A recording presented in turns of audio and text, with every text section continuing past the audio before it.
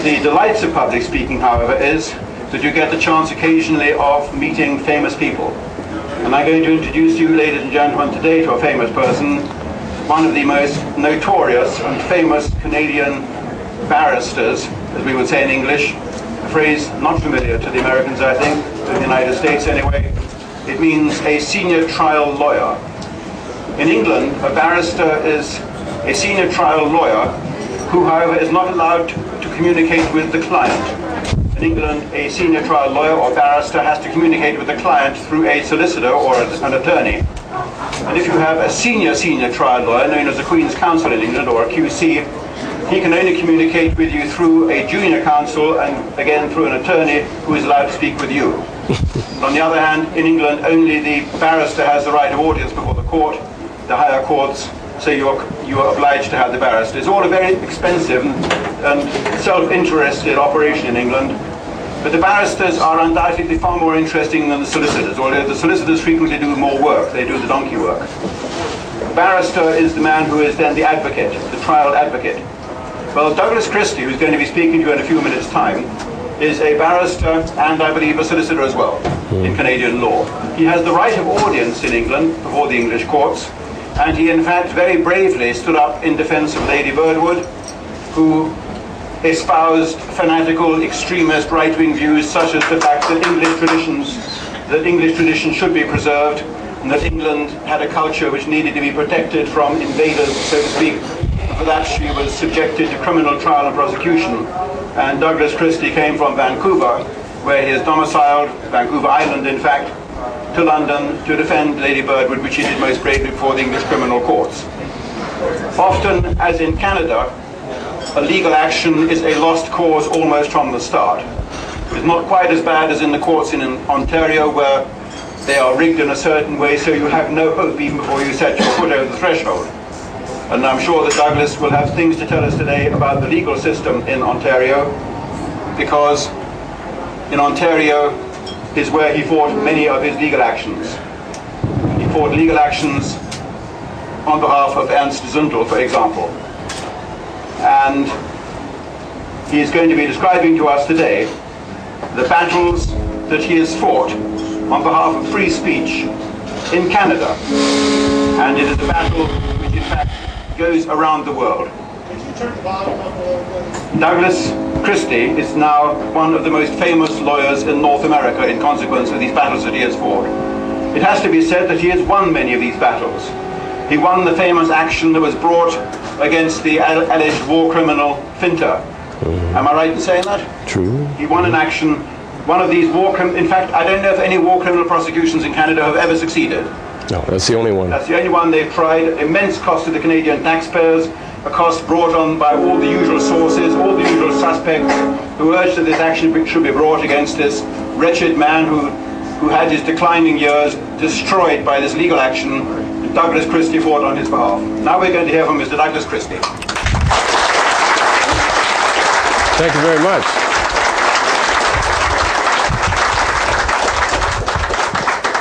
Thank you very much, David. I'm really overwhelmed by the turnout of the people of Cincinnati. I think it's really marvelous they should come out to hear me tonight. And I didn't expect them to express their appreciation to the extent they have. And I hope the people back here can also hear what I have to say. Yes, yeah, I agree. But of the many rewards I've had in life, the greatest reward has been to know that when you follow the course that you consider to be right, it brings you in contact with very rare people around the world. I would say that it brings you in contact with other kindred spirits around the world.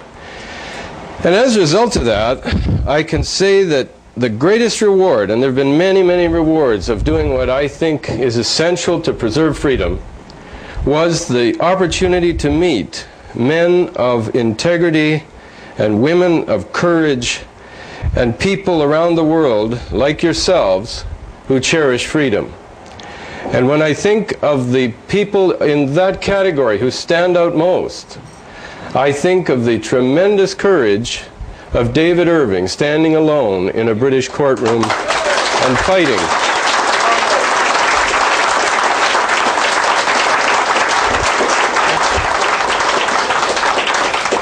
knowing as I do the fear, the trepidation, the overwhelming frustration you feel at the legal system, standing alone, facing sarcasm, contempt from judges, and difficulties and abuse from witnesses, I think that he demonstrated the highest caliber of integrity and courage for which we should all be grateful and to which we should all do our best to emulate. I really admire what you did, David. I know that it cost you a great deal, both in your level of stress and the suffering of yourself and your family. But the world is a better place for the courage of people such as David Irving. And I've also had the satisfaction of knowing, like the great Battle of Thermopylae, it's not so much and so often whether we win or lose. It's whether we fight for what is right. For even in losing, our enemies realize that sometimes a victory is far too costly. And by the sacrifices of heroic individuals, like David Irving, life is easier for those of us who don't have the courage, or the opportunity, or the ability to stand up and fight. Our freedom has always been preserved by a few heroic men and women, like Joan of Arc, and like Socrates, and like others, who told the truth when their lives were at stake. Now, David has not been put to the stake, but the pain and anxiety and the suffering that I know he would have gone through throughout that miserable ordeal would be a mental torment equal to it. And the suffering and struggle that must have involved should be rewarded with our appreciation and, I think, to our presence here. And that's something that I want to thank you for. Because although in a few moments I'll discuss the sufferings and difficulties of people like me, we would have no real satisfaction in this world without the great crowd out here cheering for me and what we've done.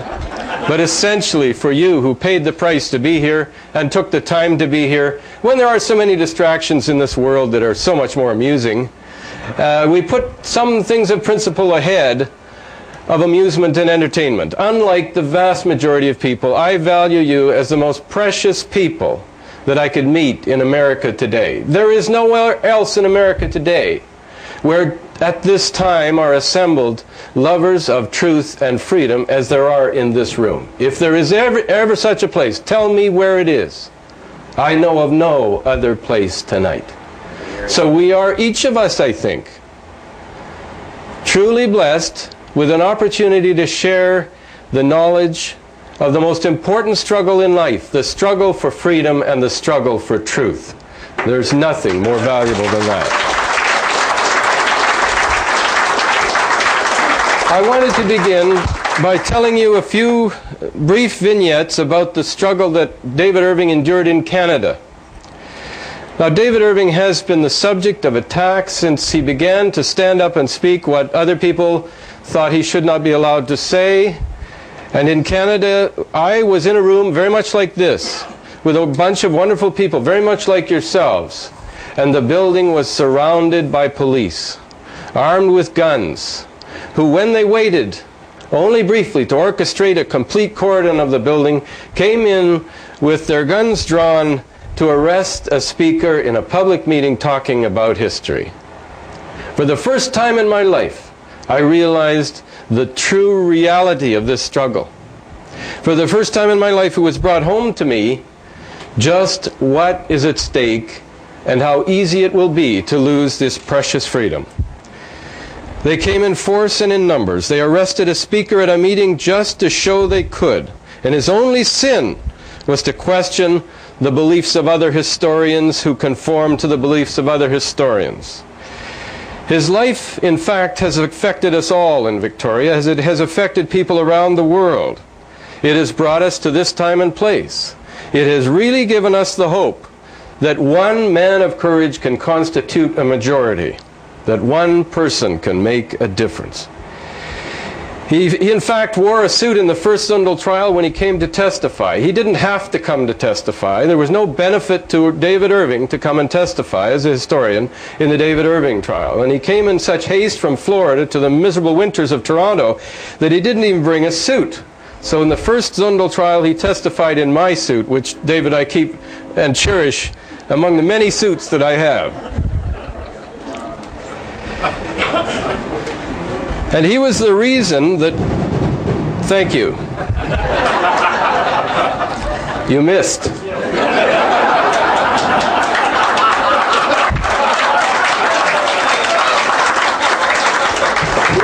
We're not on the Bismarck. Yeah. I think that that's more likely to be the recipient of return fire. He was the reason that Kelty had to send a fax one day to let me know in Calgary that I had to get back to Vancouver, where he'd been taken under arrest. And at that brief moment, for the first time in 2.5 years, she left the care of a 2.5-year-old boy to travel down about 50 yards to the office to send the fax. And this is a little story that David probably doesn't know, but we had, as a result of his coming from our house to the meeting hall, he had left his briefcase there. And this little 2.5-year-old boy, for the first time realizing his mother had gone and left him, not very far, I might add, managed to get out of his room and down the stairs, and he couldn't find anything tall enough to reach the latch of the door, so he took David Irving's briefcase, stood on it, and knocked it over, and that's why everything in it was disarranged completely.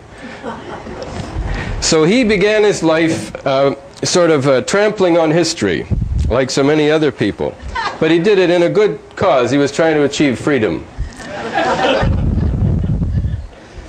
I was aware that David had, in fact, gone to the United States and satisfied an order after the time of his agreement to do so. And we actually ended up in a place called Windsor in an immigration hearing where we called the witness who had been with David on a trip to the United States, had been with him when he came back. We called witnesses who had heard him phone them from the United States. We produced the phone bills to demonstrate the phone call. We called him. We called the person who was there when he made the call. And the tribunal hack, the bureaucrat who ruled against him, said, but you didn't call the girlfriend of the gentleman who took Mr. Irving to the United States, who was somewhere in the house at the time, and therefore I don't believe you. If governments want to convict you, the evidence is irrelevant. And tyrants don't worry about the need to accomplish their goals through perjury. Actually, we almost succeeded with a judge in getting David Irving released from prison in time so that they would not have oppressed him to the point where he would agree to accept voluntary departure.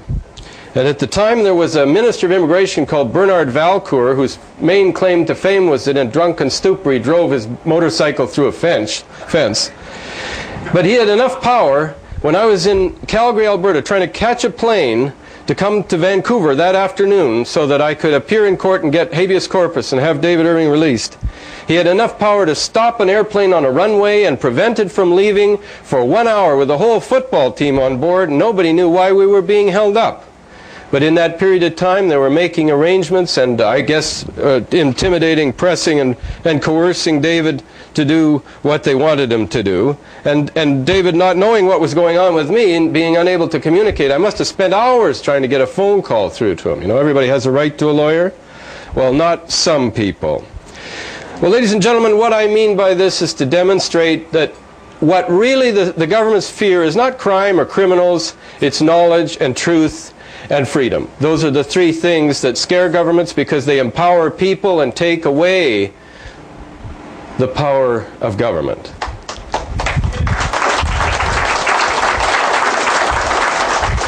And I was speaking actually recently in the city of Bangkok, where I spoke to a number of New Zealanders about the whole subject of freedom, and I was given a notice that was given to them by something called the Director of the Serious Frauds Office, and it is a notice to a person to attend at a police station, to attend before the Director, to answer questions with respect to any matter that the Director has reason to believe may be relevant to an investigation. They're obliged to attend, they're obliged to bring their books and records, they're obliged to answer questions, and what is the difference between that and the Inquisition? These events are occurring every day around the world, and I'm aware of what they're doing, and I'm aware of the consequences of the oppression of free speech. But I want to tell you that we have tremendous power. This is something that you don't realize, but I have to keep in mind the story that I heard of an American in Spain who was at a restaurant, something like this, and he saw someone next to him, and they had a plate, and on the plate were 2 large pâtés, and being Americans, they said, what was that, to the waiter? They said they wanted some too. The waiter said, I'm sorry, senor, but I don't think you'd want those. Well, what are they? Well, sir, they're bull's testicles. And the American said, well, I don't mind that. I think they look pretty good, and I'd like some. He said, I'm sorry, senor, but the bullfight's only once a week, so if you come back next Friday, we'll see what we can do for you. So the American came back very eagerly next week, and he was given a plate, and there were the 2 pâtés, and he ate them with relish and mustard and ketchup, of course. And soon after, he said, waiter, come over here. He says, I paid the same amount of money as that guy last week, and when I saw those, they were large, they looked juicy, these were small and tough. And what really is fair about that? And the waiter said, I'm sorry, senor, but every once in a while, the bull wins. Yeah, so there's a lesson there. And I want to tell you what the lesson is.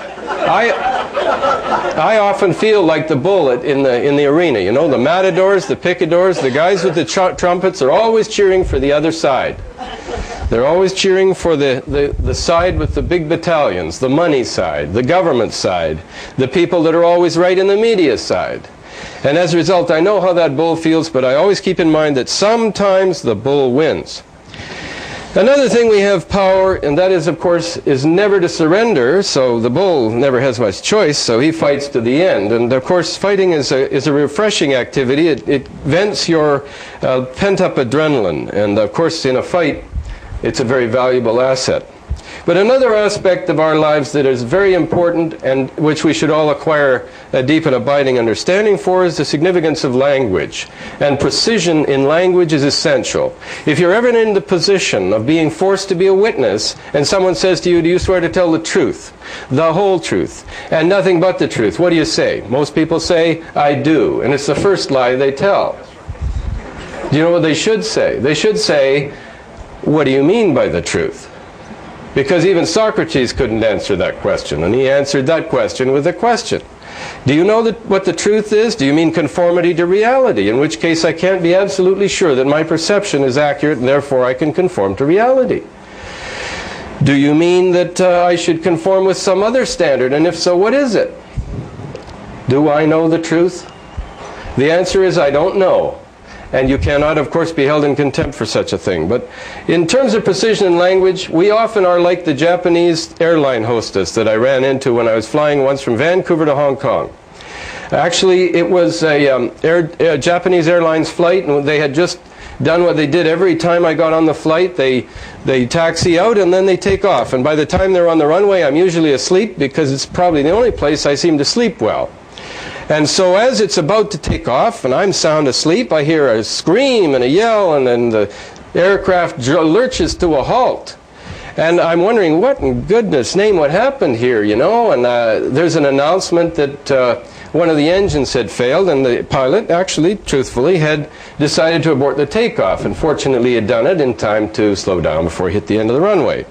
So they took us back to the airport, gave us a nice hotel for the night, and there let us rest for a while, and then invited us back on the same airplane. The Japanese have no fear.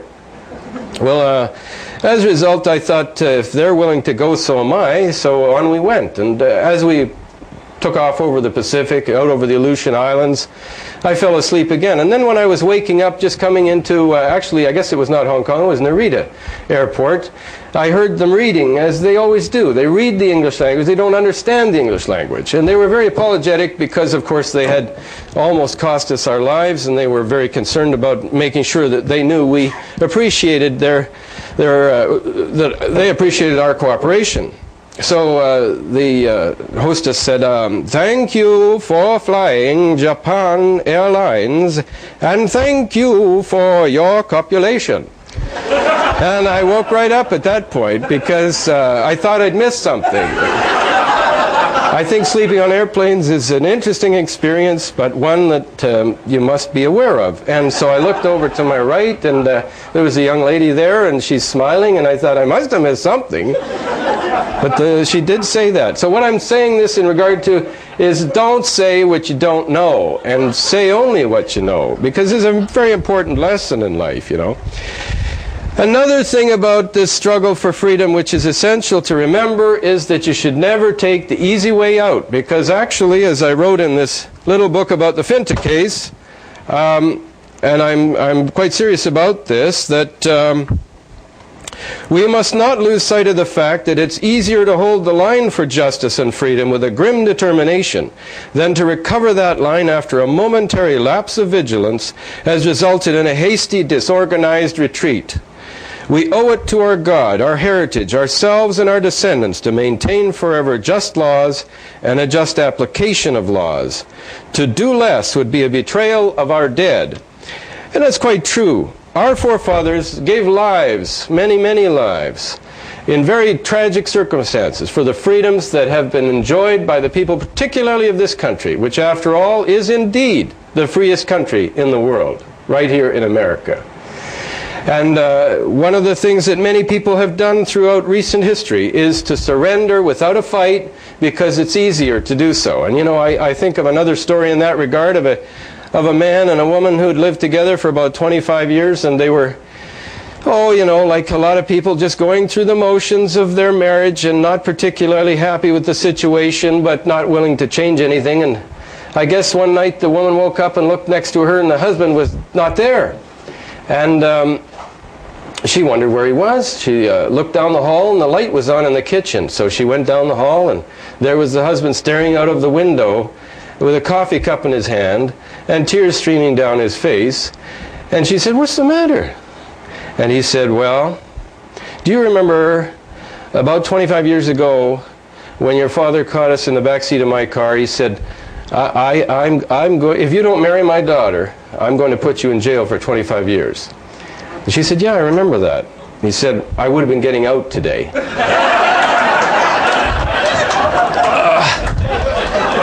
Well, the moral of, yeah, I'm sorry, ladies, it works both ways, doesn't it? She probably said, "Well, you can get out today." Well, no, the purpose of that little vignette was to point out that too often we take the easy way out because it's the expected thing to do, it's the formal way to behave, and we don't want to be offensive or to say things that hurt people's feelings. Sometimes the truth hurts, and it's better, even if it's a mistaken belief, that it be expressed and thereby corrected, than that we suppress the beliefs we honestly hold and thereby develop a more sinister and deep and complex hatred for the suppression of what we believe to be the truth. What has happened in our society, as I see it, is basically this: that with a myriad of complex laws, law becomes like a mystery religion, accessible only to the priests, inscrutable by ordinary men, to be feared and avoided by them because of its awesome power to destroy, but never to be understood.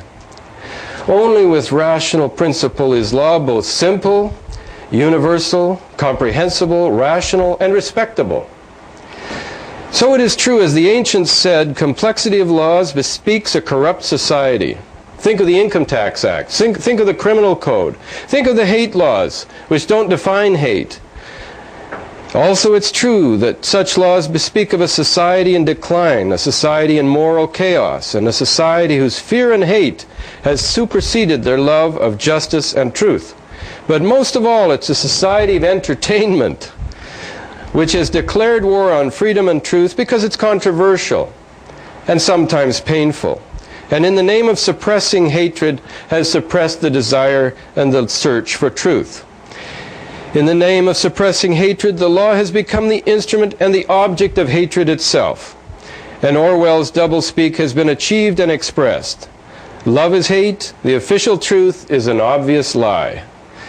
Another aspect of this mystery religion in all its complexity is the desire to supersede previous morality. The postmodernist era is the philosophical underpinnings for moral anarchy. There are no standards, and there is no right or wrong. There is no truth, only the silence of compromise.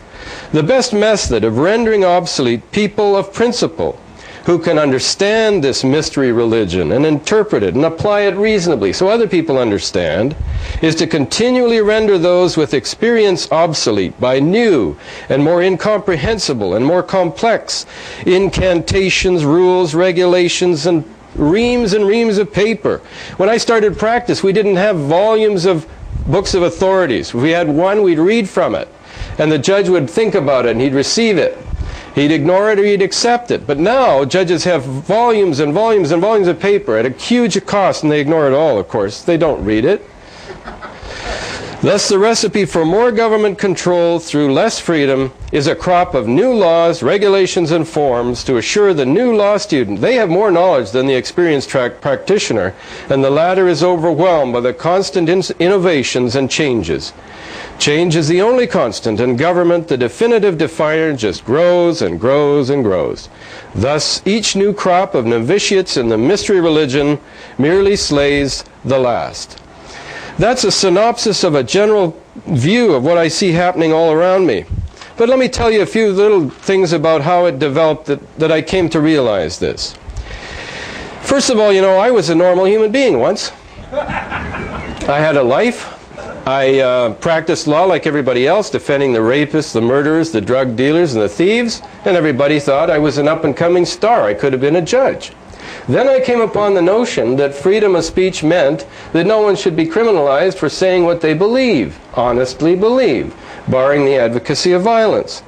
And this came to light as sort of a bolt out of the blue, because I found out one day by reading the paper that somebody in Alberta by the name of Keegstra was going to be charged with promoting hatred, a crime I had never known before.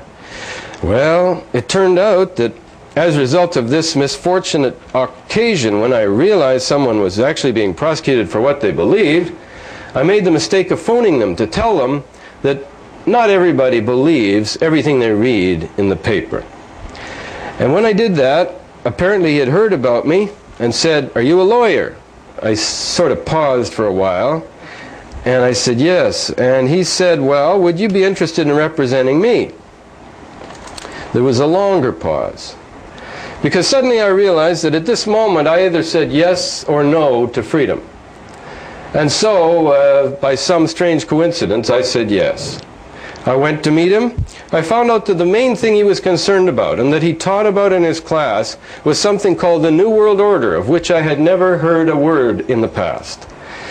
He also was concerned about something he called the struggle between Christianity and Judeo-Christianity, another concept I had never heard. He also explained his views that there was a struggle in the world between good and evil. I'd heard about that somewhere.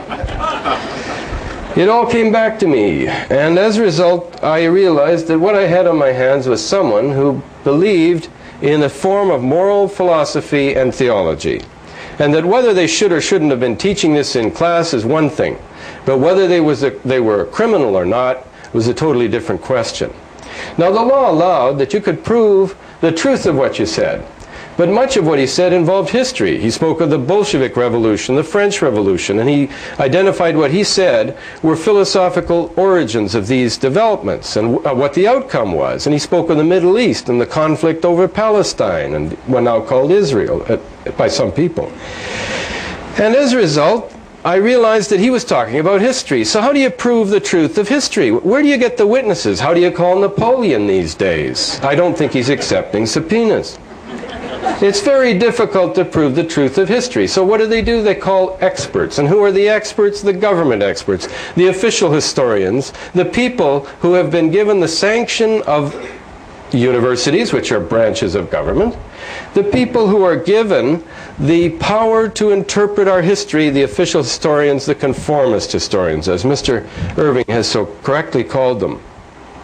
The Keegstra case made me realize that the new trial will be a trial of experts. There will be no witnesses other than the accused, who will have the right to say he was an idiot or insane.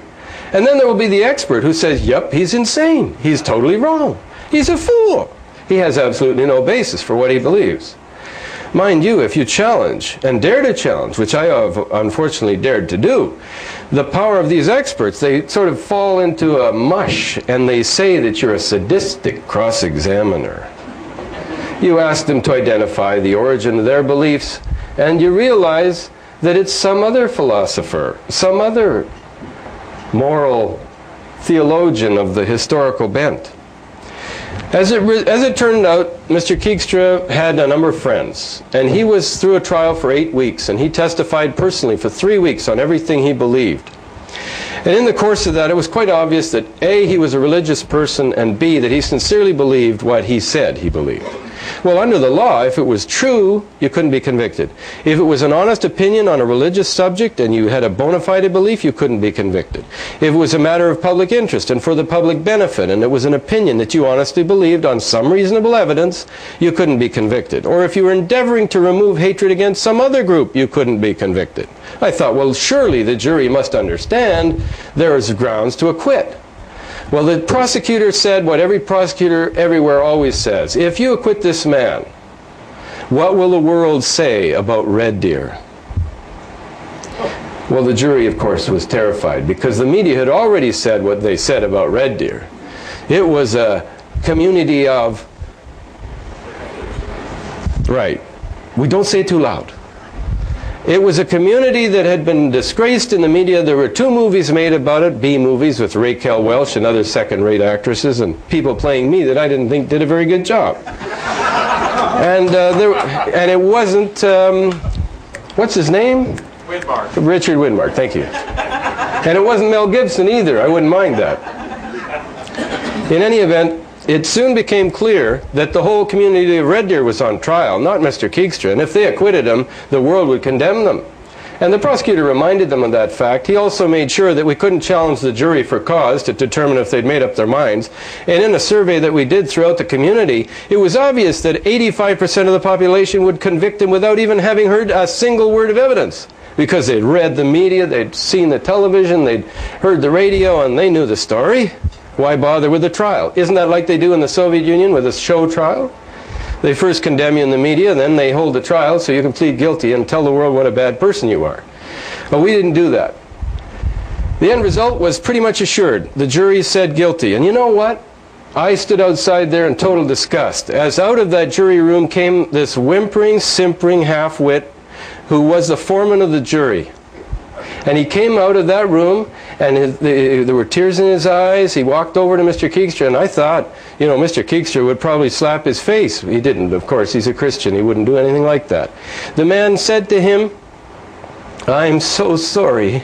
You're a good man, and you did nothing wrong, and I want to help you pay your fine." Just think for a moment of the total moral vacuum that exists in those words and that action and those deeds. 10 minutes earlier, he had all the power in the world, no need to justify it to anyone else but his own conscience, and he was sworn to obey his own conscience and not do what the judge told him, but follow what he believed to be right. And in that one brief moment, he surrendered all his moral powers, he surrendered all his integrity, he surrendered every ounce of his courage and moral vitality, and said guilty when he didn't mean it, and he didn't believe it. And 5 minutes later, came out and begged for mercy. In the eyes of God, in the end of time, that man will face terrible, terrible consequences. And I'm sure from that day to this, he has wished that for one moment he could go back and do the right thing.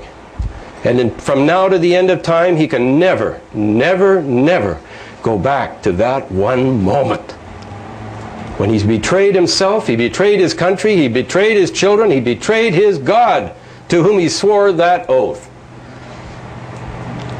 So ever you and I must know that we have the power within us to do good and to do evil, to make a difference, to change the world. He had it, he surrendered it.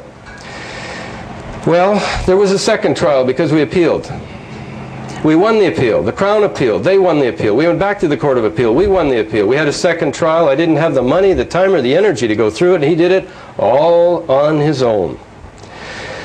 And he did the best he could. He was convicted. We appealed. We won the appeal.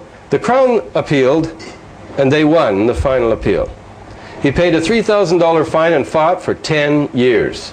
I fought for him, and he fought with me. And what we did is what the Spartans did at Thermopylae, because they knew that there were some people in this world who would never, never, never surrender their right to fight and the belief in the truth of what they said. So, there has never been another prosecution under that section. The section's been upheld, it's still the law, but no one has ever been charged with it since. And I'm really glad these people appreciate that fact, that we put up that struggle for their freedom. In any event, that was not the end, it was sort of like the beginning. Next came the Zundel case, and that went for 10 years too. And what did Mr. Zundel do? He published 2 books, The West War on Islam and Did 6 Million Really Die? 2 of the ultimate heresies of our time. He touched the taboo topics, and there he was, up in court for months and months and months. And of course, the first jury convicted him. We appealed. We won the appeal. We went back to a second trial. He was convicted again. He appealed. He lost the appeal. We appealed to the Supreme Court of Canada, and we won the appeal. And never again in the history of Canada will anyone ever be charged again with publishing false news, because the law was struck down and it no longer exists. But one man of courage made that difference. One man of courage made that difference.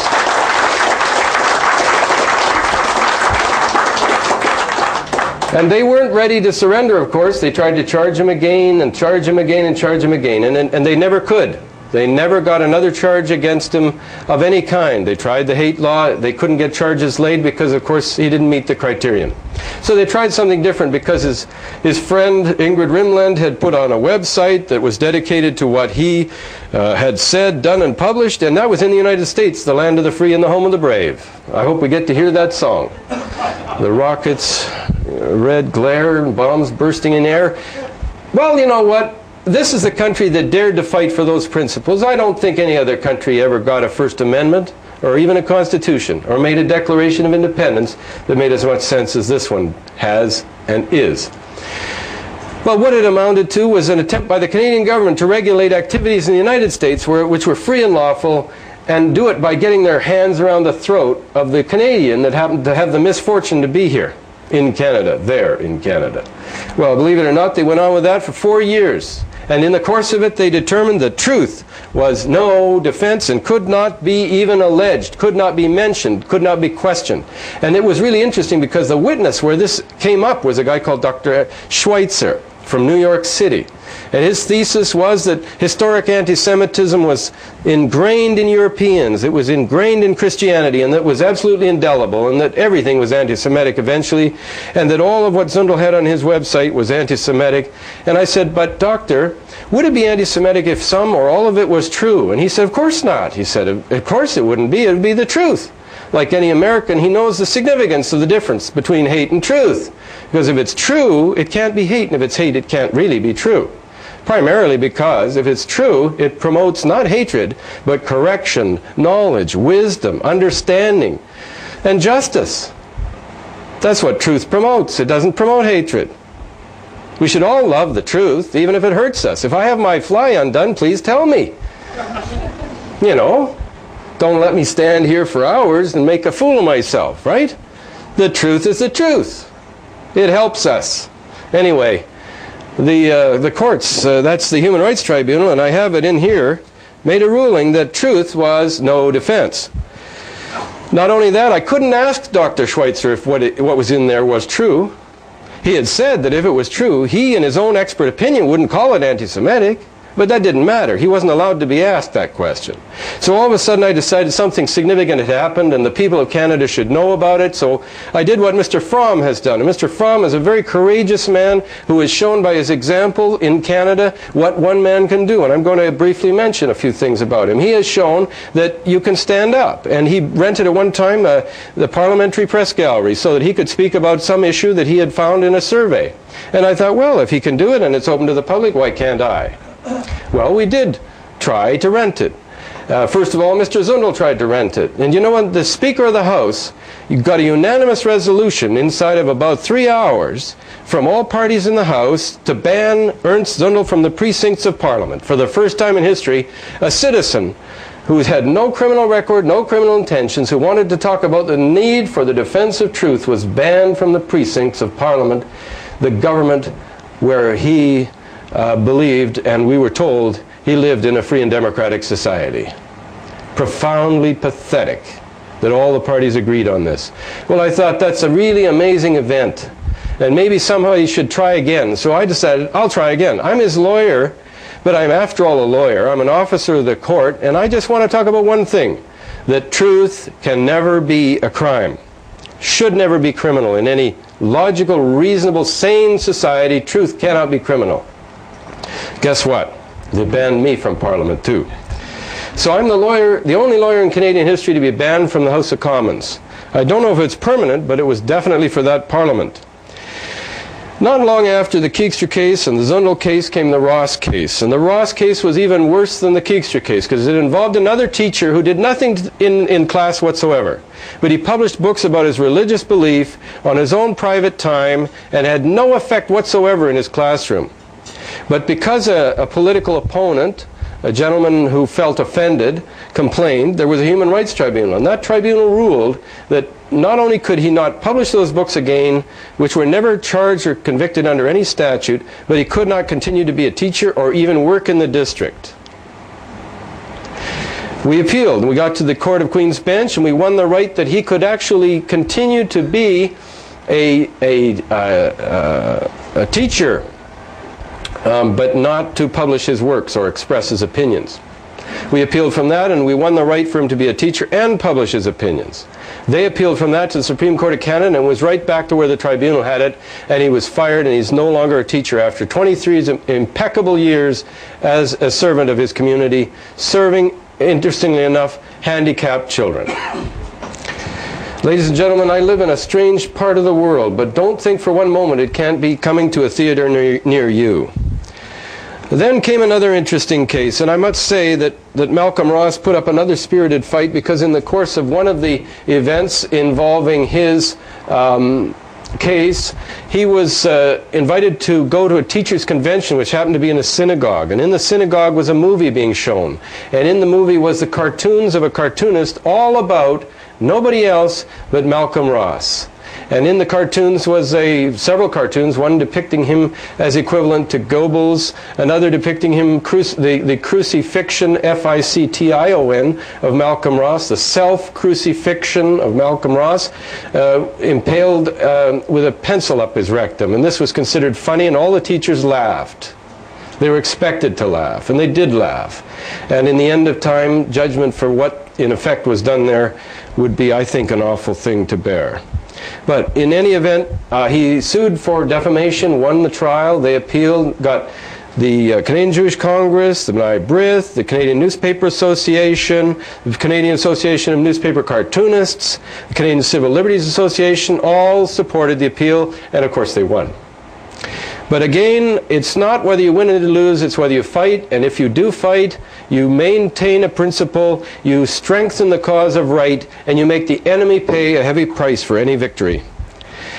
Another interesting and somewhat amusing case is the Maier case. Now, Tony Maier is an Irishman, and to explain what I mean by that, you know, it's natural that he is half crazy, but I say that with an element of Irishness in myself, so I think I can be exonerated for saying that, and I apologize to any Irish person who takes offense, especially if you happen to be Canadian, because you might go back and report me. But in any event, Mr. Macalyre's sin was to put on his telephone answering machine in opposition to the banning of the NAMBLA newsletter. NAMBLA is the North American Man-Boy Love Association, who have a newsletter which was being introduced into Canada, which was basically a how-to of pedophilia.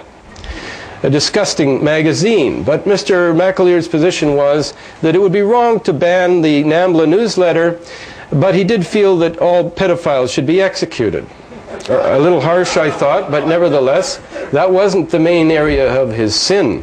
His sin was the next sentence, in which he said, you have to understand this in relation to a bog called Burns Bog, which is outside the city of Vancouver, and where there's a great controversy as whether we should develop the bog or leave it in its pristine natural state, a big green controversy. So he said, hell, I think we found a way to save Burns Bog from developers, because the ancient Celts used to trample their queers into a peat bog, and it would take a bog the size of Burns Bog to handle the needs of the progressive city of Vancouver. Well, maybe it was a bad joke. Maybe it was in poor taste. But at the first I thought it was rather funny. But nobody else seemed to laugh. I mean, a joke is a joke, and I don't even care if I was the butt of a joke. I still laugh at a joke. I mean, if we can't laugh at ourselves, thank you. Who can? It was dangerous for him too, but the end result was that they established a human rights tribunal occupied by persons whose sexual orientation was directly affected by the accusation, if you know what I mean. And it wasn't too long before he was told not to put that on his website, not on his website, on his answering machine ever again. And he made the mistake of then transferring his answering machine to the United States and referring to it on his Canadian answering machine by number. If you want this message, phone this number in the United States. He went to jail for that. So you see, Canada is a pretty bizarre and crazy place. There's trials for all kinds of things that shouldn't be criminal. But I want to mention that Paul Fromm, who's in this room, I hope I'm not saying anything inappropriate here, was a teacher of, again, impeccable record for many, many years, probably 20 or more. And his great sin was to attend a funeral, and in the United States, I might add, and to attend a free speech conference in Vancouver, attended by talk show hosts and other media persons. And for that he was disciplined at the complaint of and with evidence provided by a local communist member of the party and candidate for a riding in the federal election. That case is still ongoing, and the great, I think, courage of people like Mr. Fromm is an inspiration to all of us, and it should be a subject of real gratitude. It's just one of so many cases. But it brings me now to the case of Mr. Collins. Now, Mr. Collins, I believe you know, because I think he came here, spoke here on a previous occasion. And at that time, it seems to me, he brought to your attention a book that he had published. Well, this, of course, is banned in Canada because of one of the columns in here. You could actually read this if you want. But as a result, we decided to take it to court to challenge the constitutional validity of the section. And the section was Section 7.1b of the BC Human Rights Code, and I'll read it to you. It's in my constitutional question. It says, "A person must not publish, issue, or display, or cause to be published, issued, or displayed, any statement, publication, notice, sign, symbol, emblem, or other representation that is likely to expose a person or a group of persons or a class of persons to hatred or contempt because of the race, color, ancestry, place of origin, religion, marital status, family status, physical or mental disability, sex, sexual orientation, or age of that person or that group or class of persons." Now, ladies and gentlemen, think about this for a moment. Nobody likes to have anyone vilified because of race, religion, or ethnic origin, but there are controversial areas in this subject. This could equally be used against the Nation of Islam or anyone who says that whites are liable for the slave trade, because truth is no defense. So what do you say if you say the white people of America are responsible for the slave trade? They were evil. They were involved in an oppressive regime, and they're still involved in an oppressive regime. Uh-oh, my feelings are hurt. I'm going to take you before a human rights tribunal. But it's the truth. Well, is it the truth? And furthermore, it doesn't matter if it's the truth, because if feelings are hurt, you've exposed them to hatred or contempt. Truth is no defense.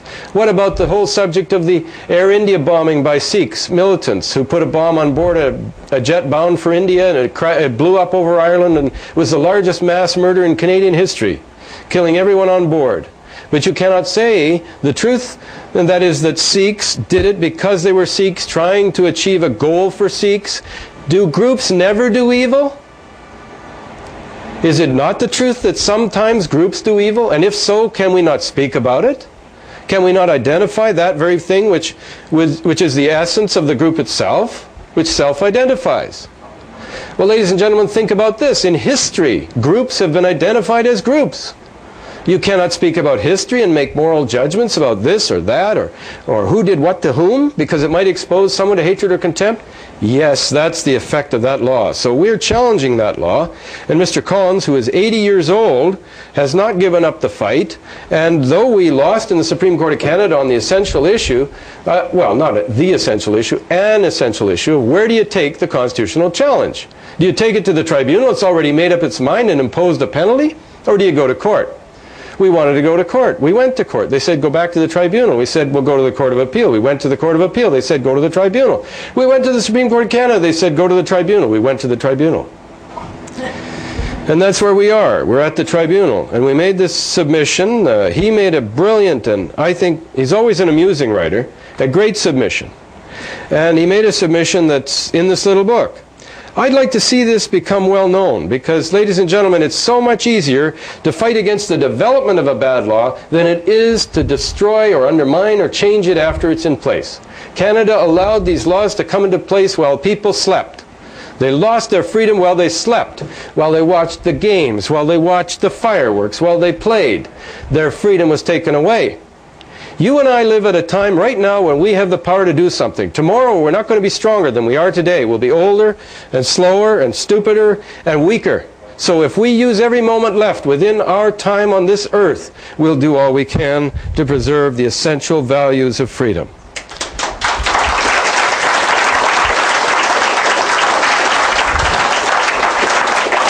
I want to say, before I go any further, something I wanted to say from the beginning, and that is that this struggle has brought me into contact with the noblest souls of our time.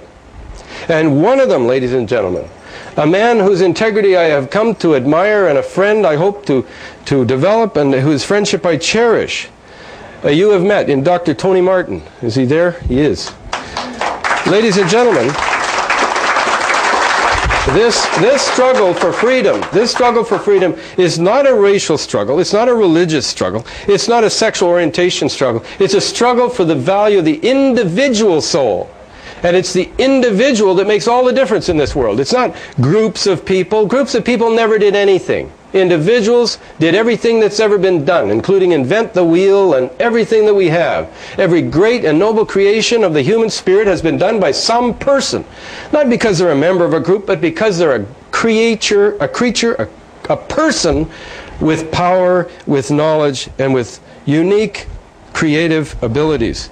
Lady Jane Birdwood, who's dead now. What a noble soul. A little helpless lady living alone in an apartment with a bunch of cats. I mean, that lady never had very much in the way of support, but she fought for what she believed. And it might be totally different from what other people believe. But nobility is demonstrated more by what we believe and what we struggle for than the number of people who support us. Dr. Robert Forzan, stating what he believes, studying what he knows, saying what he thinks is true, has demonstrated to the world a person of integrity and courage. You know, Jefferson said the price of liberty was eternal vigilance. Well, that's not true. It was in his time true, because you know what? If people saw oppression, they were ready to fight it. These people out here tonight, if they saw oppression, they wouldn't be ready to fight it. They want to watch the fireworks. They're not interested in resisting oppression. So I say the price of liberty is not just eternal vigilance, but an eternal commitment which men and women must have within their hearts to fight for freedom. Vigilance was all that was necessary in former times because the will to fight was still there. Today, men and women are so corrupted by materialism, by short-term hedonism. We need to reacquire the will to fight for freedom, and to do so with patience, intelligence, courage, and the inspiration of people like Tony Martin, like David Irving, like many of the people that I've had the honor to meet and serve. It's them and people like you who can and will preserve freedom. Don't count on your government. Don't count on the media. They have no interest in freedom except for themselves.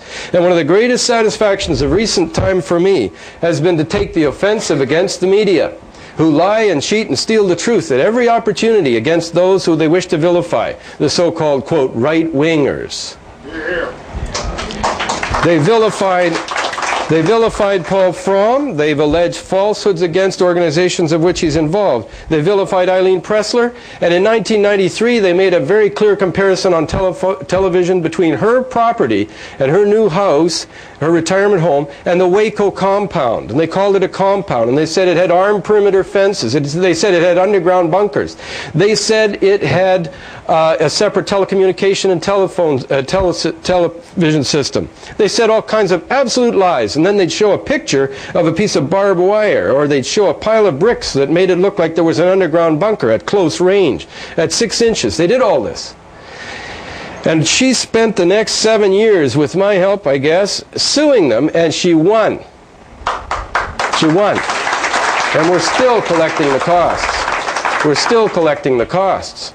And another man who took action against the government, who had lied about a thing called a fast ferry. They spent $500 million, and the Premier said that Bob Ward, a marine engineer, was a disgruntled bidder spreading misinformation. Everything that Bob Ward said was true. We sued the Premier. We won $150,000. November 2nd, we go to the Court of Appeal.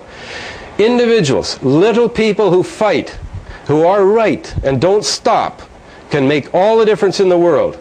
And we have such a power that we don't understand because we're fighting a huge behemoth. And we think that that's invincible and we're weak. But we can move and it can't. And for everything that we spend, they spend 100 times more. Keep that in mind. Flexibility and determination make all the difference. I advise these people in Australia that or New Zealand, they shouldn't enter a police station if they're not under arrest. And if there's a desire to interrogate people, as I mentioned that they wanted to interrogate people about things that others didn't want to talk about, they should say they'll have to do it on their own time and place. Ladies and gentlemen, I wanted to mention briefly the fact that the Canadian Bar Association awards great medals and congratulations to some lawyers, and I thought you should know the kind of people they give awards to. They gave an award to René Dussault, and a Halifax family lawyer, Lynn Ryerson, pioneering gay lawyer Kenneth W. Smith, and Professor Wayne McKay. Justice Dussault, a former co-chair of the Royal Commission on Aboriginal People, is receiving the Bertha Wilson Touchstone Award for his lengthy career devoted to promoting civil justice and equality. Ryerson and Smith are being honored by the CBA's Sexual Orientation and Gender Identity Conference for advancing the legal rights of gays and lesbians. Ryerson of Ryerson Family Legal Services in Halifax won same-sex pension rights cases and a groundbreaking Human Rights Tribunal decision that Canadian forces must accommodate the needs of employees with HIV/AIDS. Of course, other human rights tribunals have made certain that those hunters who want to go hunting must be provided with wheelchair-accessible forests. I kid you not. But a more sinister and frightening reality came to light when I read this. A new act is called the Money Laundering Act. And it places onerous burdens on lawyers, and essentially the act imposes a mandatory reporting requirement and scheme for information relating to a variety of financial transactions. It is a very complex piece of legislation supported by extensive regulations and 5 guidelines. As I mentioned, complexity, complexity, complexity, complexity. Nobody needs to understand, just obey. Listen to this. The legislation applies to almost all lawyers in private practice and their staff as well. In-house government and other employed lawyers are likely not to be caught. Reporting obligations under the Act are triggered when lawyers engage in or give instructions in relation to any of the following activities on behalf of a client. A, the receipt or payment of funds other than those received or paid in respect of professional fees, disbursements, or expenses. B, the purchase or sale of securities and real property or business assets. C, the transfer of any funds or securities by any means. There are 3 types of transactions lawyers must report if they arise in the course of engaging in any of those triggering activities: suspicious transactions, prescribed transactions, and cross-border currency and monetary fund transactions. And furthermore, they are not allowed to tell their client that they have reported them. There is no clear definition of what constitutes suspicious transactions. The onus is on the lawyer and his or her staff to draw on their experience, their understanding of the Act, and their knowledge of money laundering. They must not tip off a client that a suspicious transaction report was made. Doing so could result in a 2-year jail term.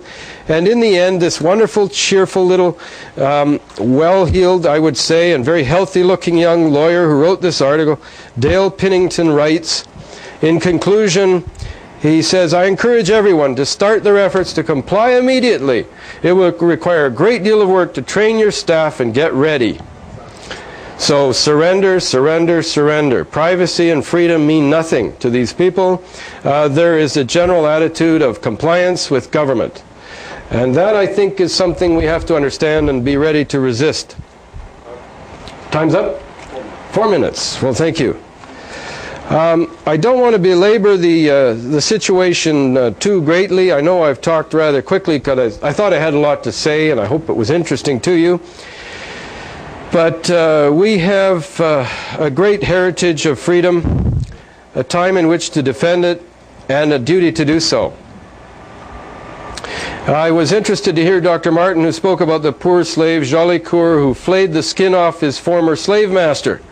And it reminded me of a historical event of my own country, Scotland, which exemplifies that the Scots are by no means less brutal, because unknown to many perhaps who think that the film Braveheart accurately depicts history, William Wallace, a Scot of some renown, flayed the skin off the English commander who died at the Battle of Stirling Bridge in 1296. But the only difference between him and Mr. Jolicoeur was that he sold it. He didn't use it for any other purpose. And he sold it piece by piece. Typical Scot. Exactly. And I might say at a high price, and thus the term skinflint. But I was reading just recently as I was coming here the essay of Lysander Spooner of 1852 on trial by jury, and he said some things that I wanted to bring to your attention. He said that tyrants care nothing for discussion that ends only in discussion. And much of what we do here will end only in discussion unless we carry forth these things and act upon them. One thing that tyrants don't like to see is conclusive results in a courtroom, one way or another. Even by losing, you point out the corruption or the evil that you have fought. And I have often served as nothing better than a bad example, perhaps. But I've served as an example of someone who would not surrender. And I'm quite confident that it would not have been possible for me to meet you if I had surrendered. So I'm very happy that by some means I've been able to avoid that.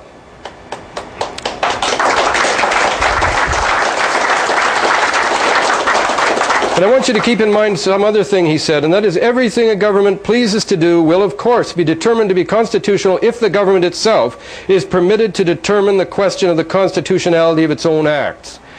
Those who are capable of tyranny are capable of the perjury necessary to sustain it. It is manifest that the only security against the tyranny of the government lies in the forcible resistance to the execution of injustice. If a jury have not the right to judge between the government and those who disobey its laws and resist its oppression, the government is absolute and the people, legally speaking, are slaves. To this trial by jury is our only legal protection except one. And that is the education that you could take from this room and apply to everyone in your life as best you can. As I've done here, you can do there, wherever you are. Practically speaking, no government knows any limits to its power except the endurance of its people.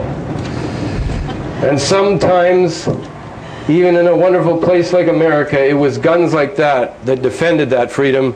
And let it not come to the time when such force is needed again. Let it be done by some better means. Thank you. Okay. We all thank Mr. Douglas Christie very much for those inspiring words of a true orator. And now let the festivities commence. Thank you very much. Good enough.